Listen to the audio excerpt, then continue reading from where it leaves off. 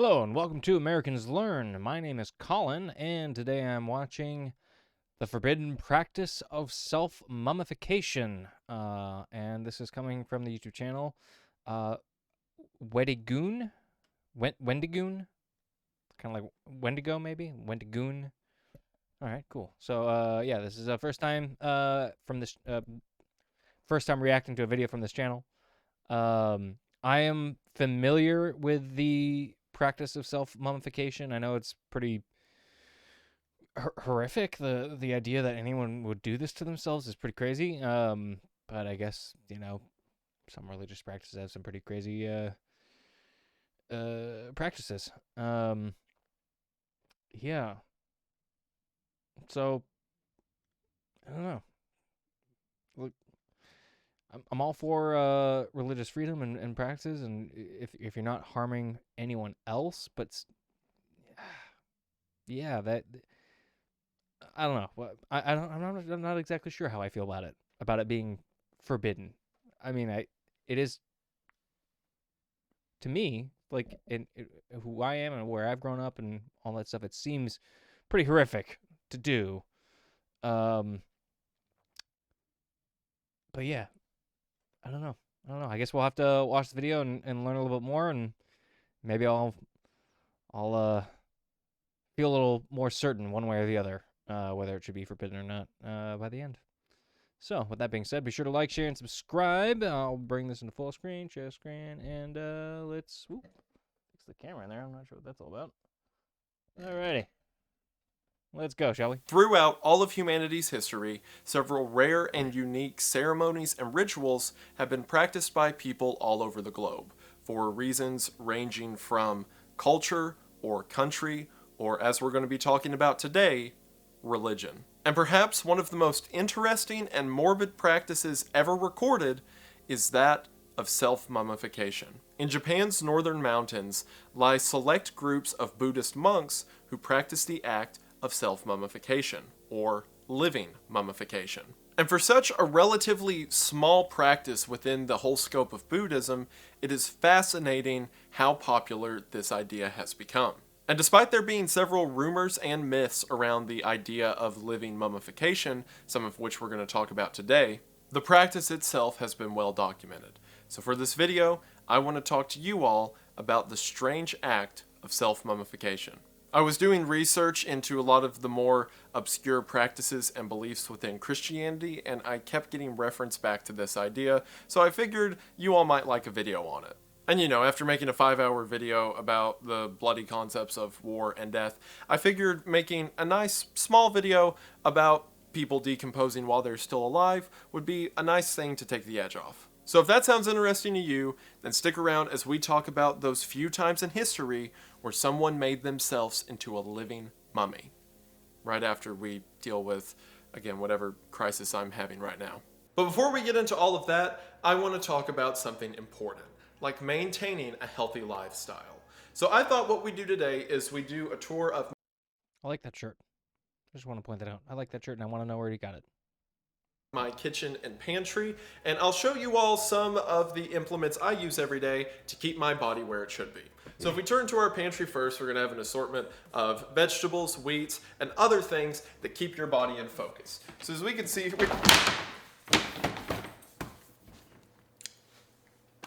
it's Magic Spoon. It's always Magic Spoon. It's a Magic Spoon ad. It's just them. Of course it's them. It's always them because I have a problem and it's not getting better. I still wasn't wrong in the beginning. Magic Spoon is a part of maintaining a healthy lifestyle, as it is a low-carb, keto-friendly breakfast that's gluten-free, grain-free, and soy-free as well. It also contains 0 grams of sugar, 12 to 14 grams of protein, only 4 net grams of carbs, and 140 calories per serving. But if you all are familiar with my problem, then you'll know that my issue isn't that it's part of a balanced diet, but that it tastes good. Not only good, but so good that I can't stop. See, they call it Magic Spoon for a reason, because somehow, despite having 0 sugar and being a low-calorie, low-carb meal, it tastes incredible. And that's the magic of it, and it's the magic that has trapped me in this hex that I can't get out of. Like, for real, this is supposed to be a breakfast meal, right? but barely any of these have made it to a bowl because most of the time, as soon as Magic Spoon sends me the product, I just eat it with my hands like an animal, by the fistful.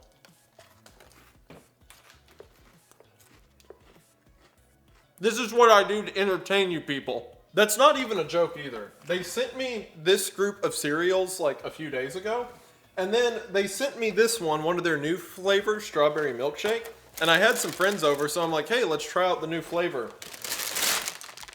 This was full, like 48 hours ago. And again, I have no idea what they do to this stuff, but like, it tastes like candy without the overbearing weight of slowly killing your own body. I love it, and I hate it because I can't get out. It's such a weird predicament.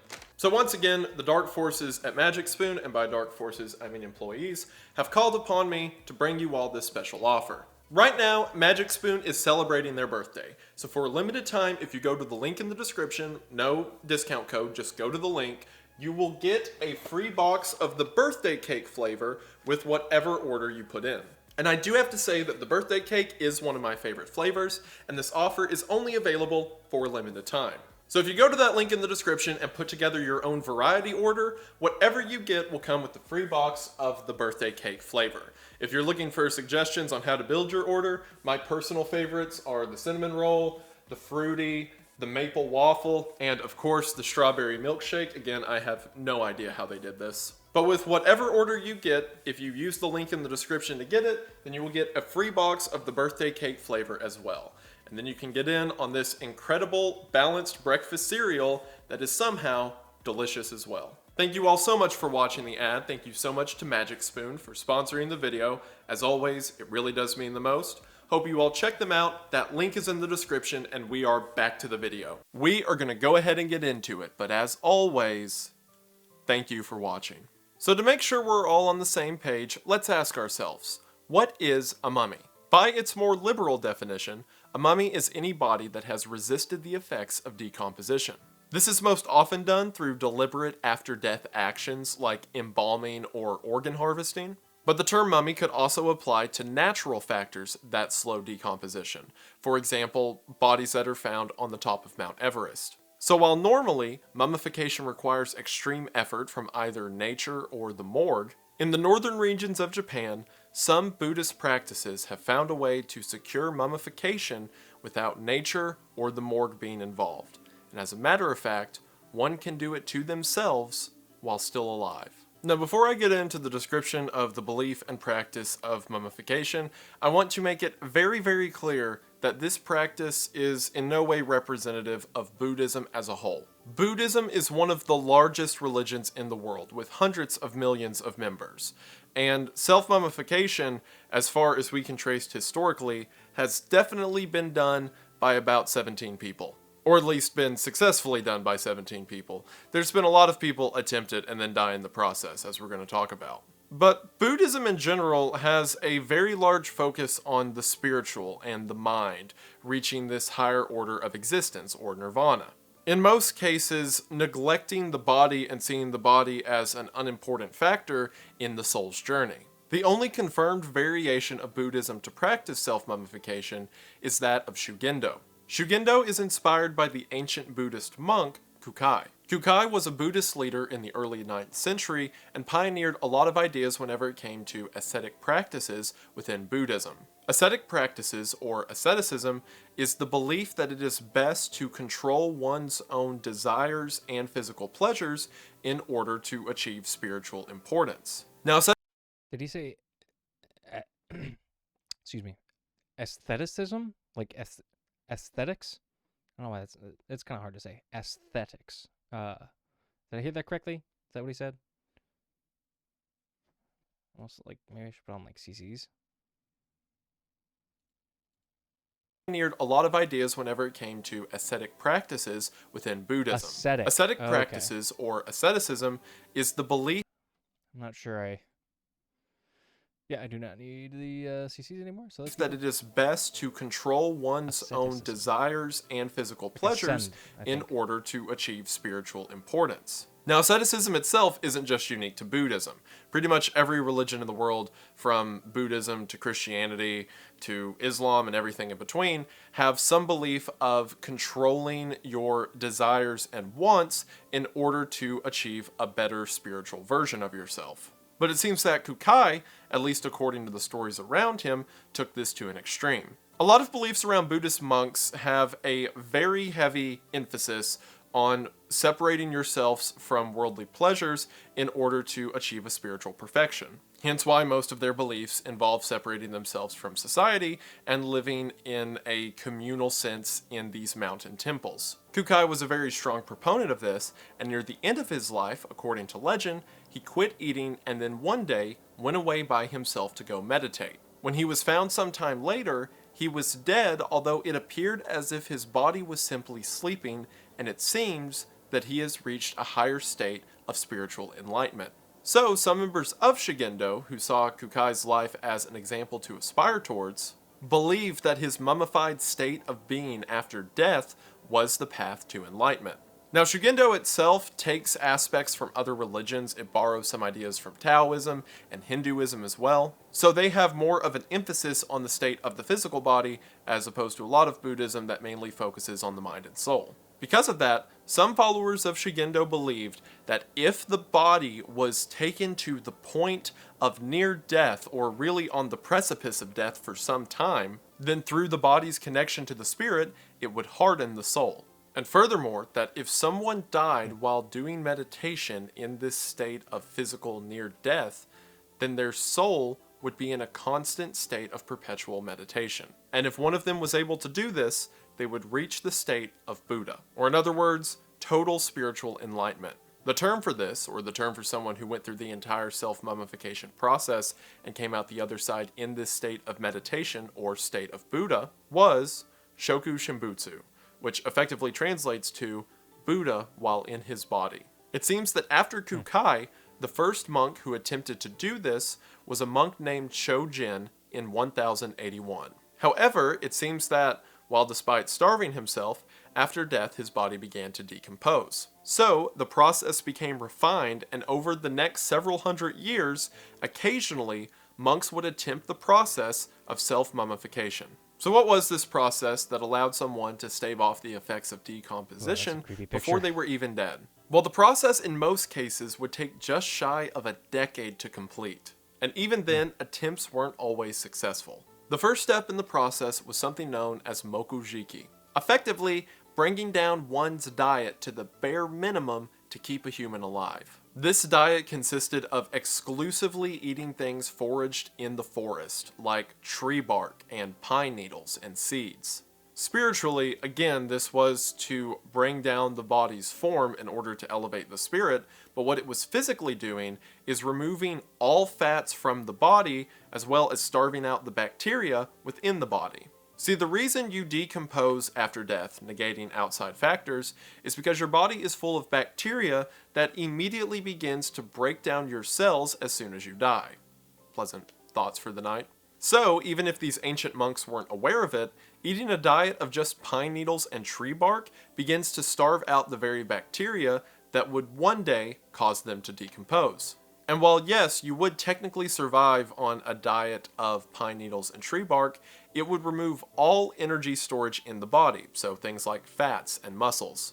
And to the monks, this would all be coupled with meditation in order to elevate the spirit as the body begins to decline. They would do this diet for a cycle of 1,000 days, and if they felt that they were not yet ready for the final steps of the process, they would simply go into another cycle. Most often, they would continue on this diet for 3,000 days, or just over 8 years. It was also, as you could imagine, very common for people to die during this part of the process. If a monk died during these preparation stages, he would be buried and honored, but he was not declared to have reached Shoku Shimbutsu.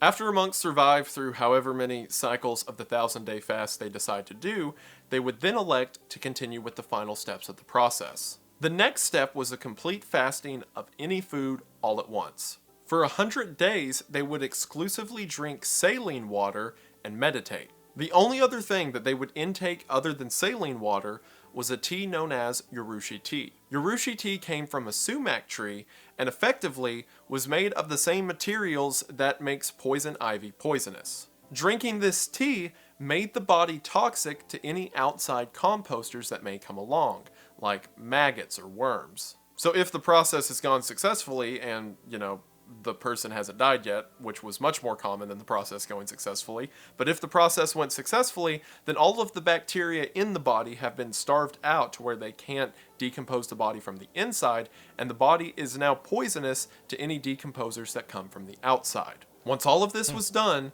the monk was then effectively buried alive. The monk would be placed into a pine box about 10 feet below ground, and the box itself was very cramped. It only allowed for a person to sit in the lotus position and not stand up or move too much.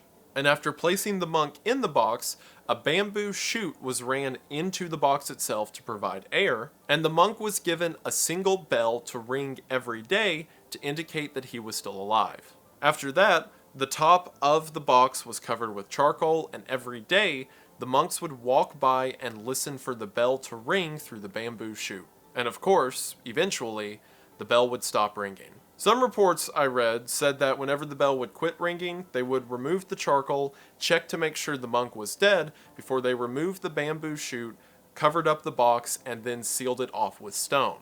However, some other reports I read said that if the bell wasn't ringing, they would just pull the chute and then seal the box in without checking. So the final step of the process involves being willfully buried alive and then ringing a bell to indicate to others around you that you're not dead yet. And of course, through this entire process, the monk would be meditating and chanting. The idea being that once the moment of death occurs and the monk is in this suspended state of meditation, they have reached enlightenment and Buddha. Several participants in the religion also say that this act of living mummification is also an act of self-sacrifice. Several of the stories regarding these monks who reached a state of living mummification talk about how selfless they were in life and how this was another act upon that belief. It was believed by many of them that humanity's suffering could be atoned or pardoned by the sacrifice of another. For example, one of the monks who successfully went through the process had a legend that said one day he was traveling through the city that would one day become Tokyo, and everyone was getting a disease that caused them to become blind. So he simply walked to the river, ripped out his eye, and threw it in the river. And according to the legend, the disease stopped. So a lot of the beliefs around self-mummification was that the physical weight that humanity was bearing through things like famine and starvation could be atoned for, and perhaps they would bear the burden of if they went through the extreme end of the process of famine and dehydration. So while yes, it was on one hand an act of self-actualization and spiritual enlightenment, it was also seen as an act of self-sacrifice. After 1,000 days since the monk was sealed in the tomb, his body would be checked by his followers to see if he had undergone any decomposition. If the monk did experience any decomposition in this time, then his body was exorcised and reburied. See, it was believed that by going through this process, you are opening up the body to a lot of spiritual energy, hopefully energy that you can take advantage of. But if the body shows signs of decomposition, that effectively means that the process didn't work. So now, something else could be using that energy and your body as a sort of host. So again, the body would be exorcised and reburied. If someone did get through the process without, decomposing, then they were declared an official Soko Shimbutsu, and their body would be placed within a temple to be worshipped, as it was seen that that individual had now reached a state of Buddha. Now, depending off of which estimates you go with, this process has successfully been completed by anywhere from 17 to about 30 people. There are 17 still intact mummies who went through this process still existent today, and if we go by historical records or people from the past couple hundred years who witnessed these bodies, then the number's closer to 30. There's also several reports from hundreds of years ago that there were other people who successfully went through this process, but their bodies have just been lost to history. And again, if you go off the most strict of guidelines, then there's a Ramos 28. So Kushinbutsu, still in existence today. However, only the 17 mentioned earlier are really open to public viewing, and given the proliferation of fake mummies, reported by some familiars, most considered the true number as roughly 17. Okay, about 17. And way, way, way more people died while trying to do this than actually did it, at least all the way. No, I mean, no believe surprise it or there. not, most people can't go through 8 years of starvation. There's also a lot of false information about the whole self-mummification thing. Like, there's some people online who think this happened to like thousands and thousands of people. And while maybe that many attempted it, certainly not that many did it. There's also that picture that went around of the dead body encased inside of a Buddha statue, and people thought that that's what self-mummification was, that people were just like sealed and wrapped up inside of statues. And while that would be terrifying, no. While those are mummies, they have had their organs removed and were completely mummified after death. Again, the only confirmed historical records of purposeful self-mummification was in the northern region of Japan from 1081 to the final case of which was in 1903. See, in 1879, Emperor Meiji banned the practice of self-mummification as he saw it as barbaric, equating it to effectively a glorified suicide. While this certainly made the practice more taboo, it didn't stop everyone. And as mentioned in 1903, the last official successful case of self-mummification happened to a monk named Bukai. Bukai went through the entire process. However, whenever his followers came to retrieve his body 1,000 days later, they were stopped by the Japanese government, because at the time, it was illegal to exhume a dead body. So the body just sat there in the box until it was discovered by a group of university researchers in 1961, who sure enough found that the body had hardly decomposed. And as mentioned, this is the last reported successful case of self-mummification. A lot of people falsely attribute Luang Fo Diang as the last successful case of self-mummification, and he wasn't the last case of a successful one, he was the last case of an attempted one, at least officially. Because who knows, they may still be attempting this in the mountains somewhere. It's illegal now, but that doesn't mean they're not going to do it. Luang died in 1973 as he was going through the first fasting cycles. And while it was never officially confirmed that he was trying to go through Soku Shinbutsu, I don't think someone eats a diet of, again, pine needles and tree bark for fun. And again, he died during that fasting process. The reason he's so well remembered, and a lot of people think he was the last one, is because he's definitely the most memorable one, because in order to make him appear more eloquent to visitors at the temple, and keep in mind, he didn't go through the whole anti-decomposition process, they artificially mummified his body later. So in the process, because apparently his eyes were sunken in and it looked bad, they just put a pair of sunglasses on him. So to this day, there's just a dead monk wearing sunglasses in a temple. I think I've seen that picture before. Yeah. Rock and roll monk. That's fantastic. Perhaps the most successful case of self-mummification was Shin Yokai, who died in 1783. He was considered one of the most well-preserved bodies of this process. So within his case that he resides in, every 6 years, his robes are changed out.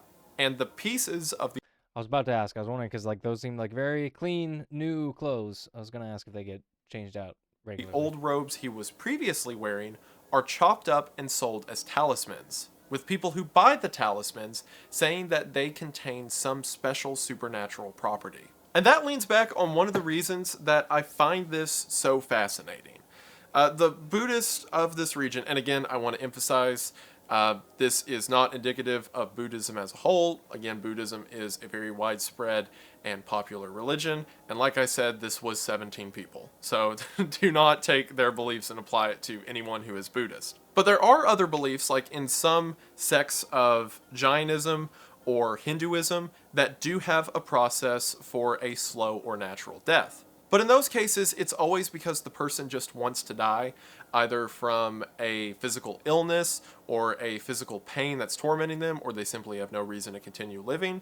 Because in those cultures, suicide is seen as a bad thing, so if it is an action of inaction, like starving yourself, then it can be approved by religious leaders. But this, to my knowledge, is one of the only practices where someone who is otherwise in perfect physical or mental health can take on the process of self-starvation and mummification in order to achieve something greater than themselves. So much so that even after they die, like I said, their clothes are sold as talismans because that is the power their form holds for going through that process. And I have to mention, it's such an uncanny resemblance to things like the Catholic concept of the incorruptible saints and how there is this sacredness to a body that is not touched by the process of death or decomposition. It is so fascinating to me how different religions and beliefs throughout the world can have such wildly different ideas of existence and purpose and action and ministry. But every now and then there are these parallels that exist between them, between otherwise completely unrelated groups of people. And it's so cool and it's so interesting to see. And this is obviously, as you could probably tell, to me, a very fascinating case and a very fascinating practice that I wanted to talk about. And hopefully if you stuck around this long, you wanted to hear about it too. And that's really cool and I appreciate it. And I just want to say thank you for watching. This is a fascinating case. Like I said, I was reading about some of the more strange concepts in Christianity that existed, especially towards the Dark Ages. Which again, with what I was saying there at the end, like even the same time period, self-mummification would have been popular in the northern regions of Japan, like, 1500s, which was around the same time a lot of concepts like the miracles of the Catholic Church or incorruptible saints. Or I was reading about the concept of, oh man, what is it called? There's a thing that, am I going to have to go get my notebook? No, I'll put text here somewhere. It is a process of burying yourself in a wall within like Catholic or Christian groups around, again, the Dark Ages, where they would entomb themselves in a wall as a sort of penance to God. And in some cases, in a sort of similar concept, they would go live on top of these towers that they wouldn't come down from, and they just stay up there and preach all the time. Okay, so that was not what I was thinking of. I think what I was thinking of was like something to do again with like Catholic saints and in their death. And I think it was just like people constantly putting like jewelry and all sorts of fancy trinkets on them, on their bodies, after they discover that they're not decomposing. If I'm remembering that correctly, this is something I heard once, like I don't even know how long ago, but so it's very, very faint, the details. But immurement and stylites.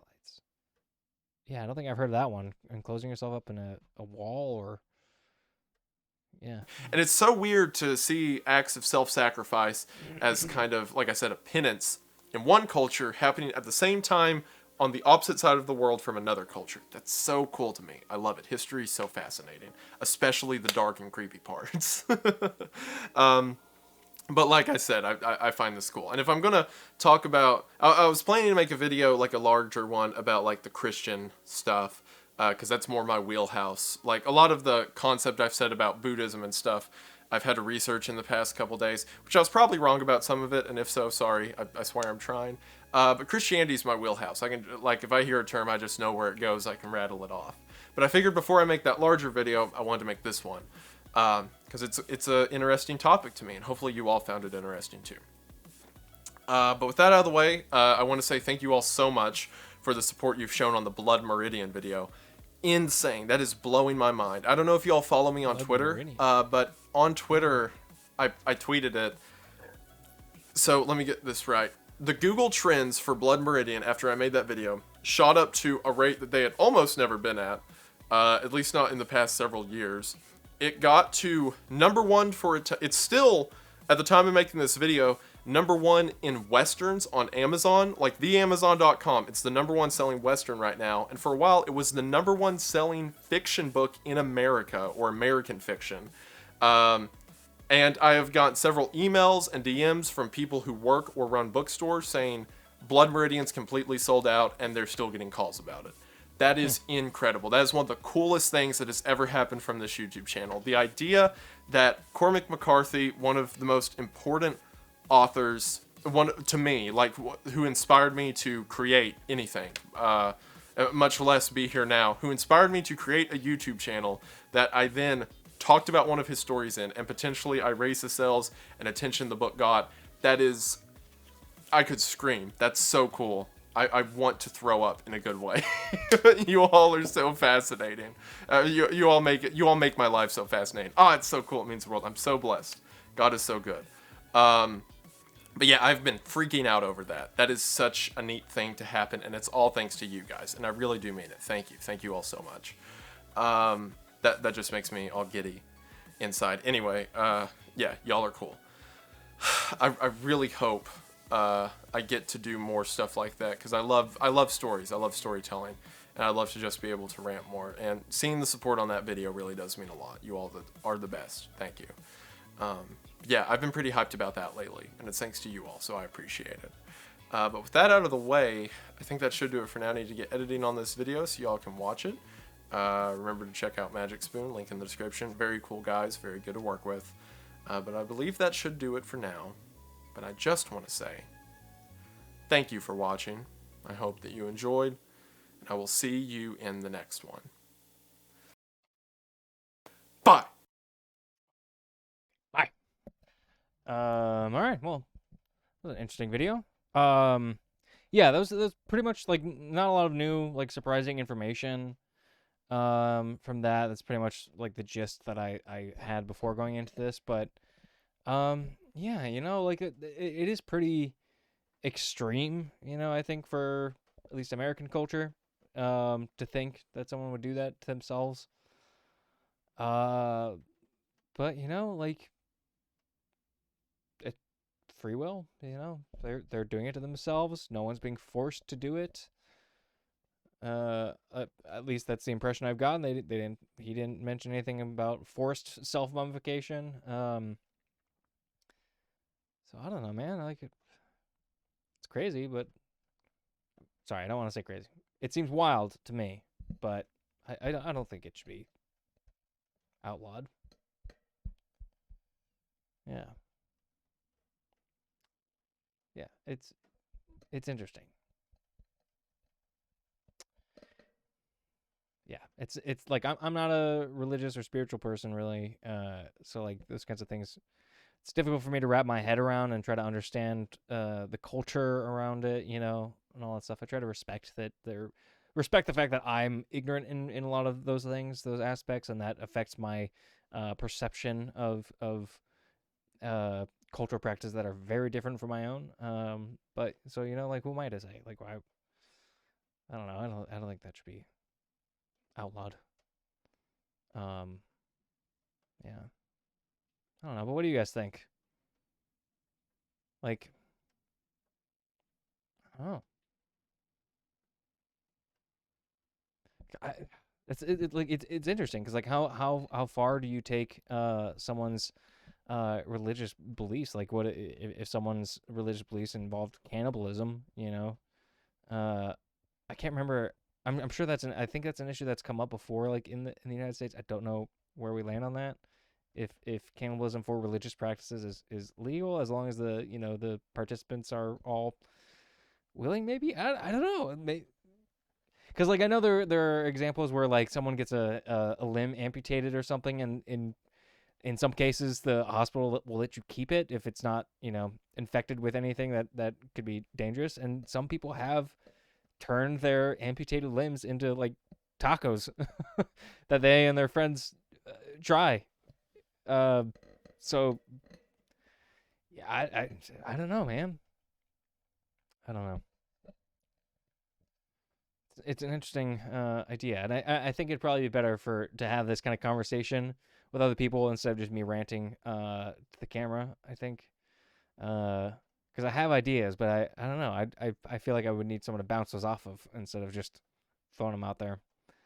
But yeah, I hope you guys enjoyed watching. I thought it was very interesting. I hope you did too. And yeah, be sure to like, share, and subscribe. You know the deal. And I'll see you in the next one. Thanks for watching.